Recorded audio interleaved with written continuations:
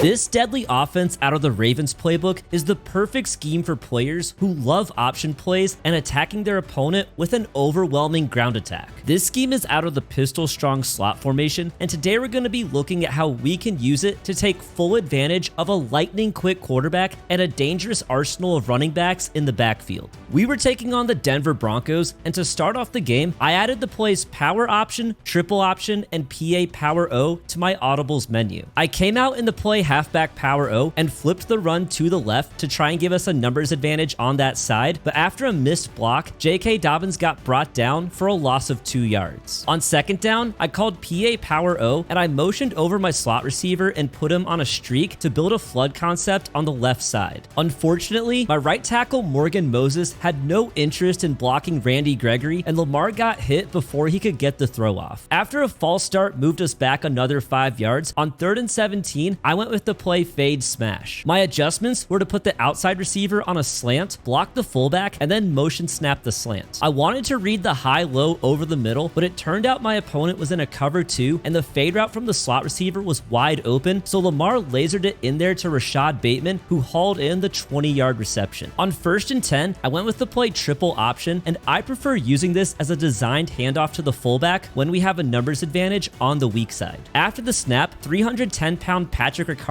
ran through an arm tackle and rumbled ahead for a 9-yard gain. On second down, I went back to halfback power O and again flipped it so we'd have a numbers advantage on that side, and this time we had a ton of running room and J.K. Dobbins burst through the hole for a pickup of 10 yards. On the next play, I went with stretch alert dragon, and here I got fooled by Justin Simmons playing in the slot, who initially looked like he was coming inside. That caused me to throw back to Devin Duvernay on the flat route, but Simmons made a great play and brought him down for just a 1-yard gain. Next, I went with power option, and the goal here is to read the pitch key to decide whether we pitch it or keep it. It looked like the pitch key was going to come in unblocked, so I pitched it to J.K. Dobbins, but after that, I realized that I had an opportunity to keep it with Lamar. Because of that, I went back to power option on the very next play, and with the pitch key caught up in traffic, I was able to keep it with Lamar to pick up 14 yards before ducking out of bounds to avoid getting tackled. Then I went with PA power O, once again motioning over my slot receiver and putting him on a streak to build a flood concept on the left. I took the safe option here by hitting Patrick Ricard in the flat, but after the catch, Alex Singleton was able to land a peanut punch to knock the ball out, and the Broncos were able to recover it. Now on defense, I was running my nickel over scheme, which is available along with all my other ebooks over at sprucegoose.gg. My opponent got off to an okay start, first by finding tight end Eric Saubert for an 8-yard gain, and then by rushing with Javonte Williams to pick up the first down. On the next play, with Roquan Smith unable to get outside in time to guard the halfback flat, 2 plays later, I decided to user with Roquan Smith and take away the flat myself. After running with the halfback on his wheel route, I came back down to guard the drag and stepped right in front of the Russell Wilson pass to secure the interception. To start my next drive, I once again went with power option, but my opponent clicked onto the pitch key during the play and made it extremely difficult to read, and we ended up losing 1 yard with J.K. Dobbins. On second down, I went back to our earlier setup out of fade smash, and this time I was able to hit Devin Duvernay on the slant to get us to the 28-yard line. Next, it was time for more triple option to big boy Patrick Ricard, who rumbled ahead for a solid 4-yard gain. Then I went back to PA power O, and even though Devin Duvernay for some reason was way behind on his streak, there was still enough space to hit Mark Andrews on the corner route to get us down to the 5-yard line. Next, I put a zone beating route combo on the field out of PA power O with the goal of reading the drag and the running back wheel, but my opponent surprised me with a man coverage look.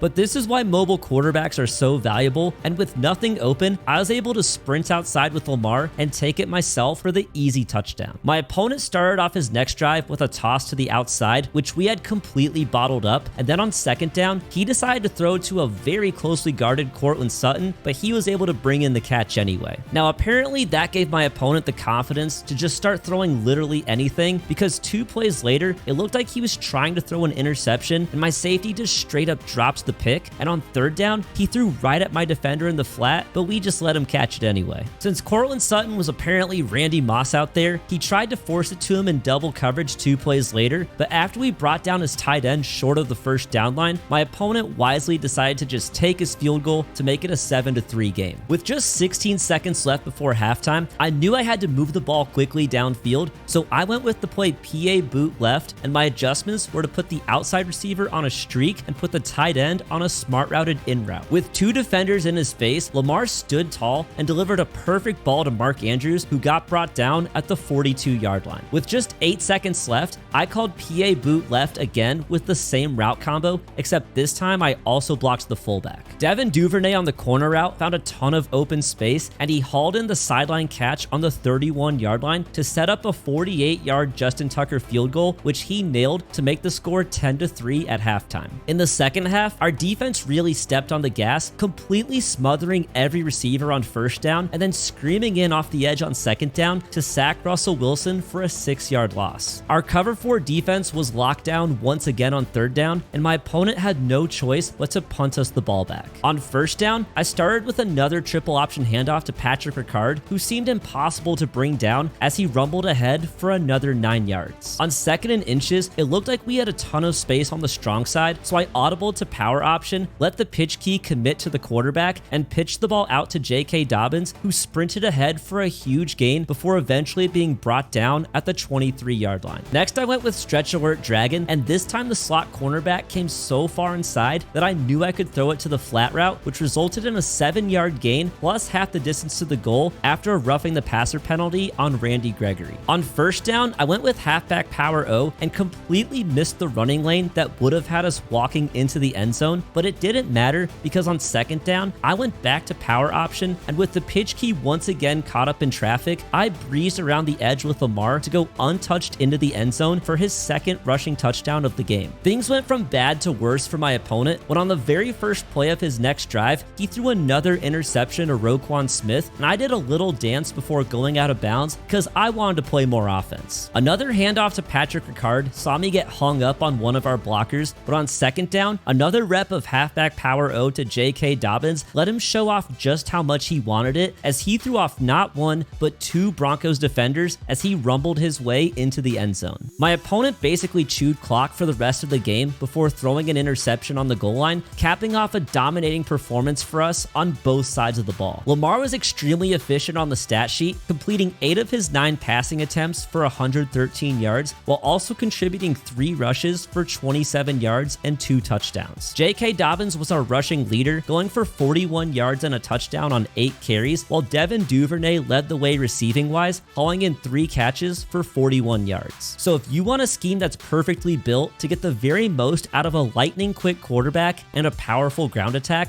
then pistol strong slot out of the Ravens playbook just may be the scheme for you. Thanks so much for watching, guys, and I'll catch you in the next video for another scheme breakdown.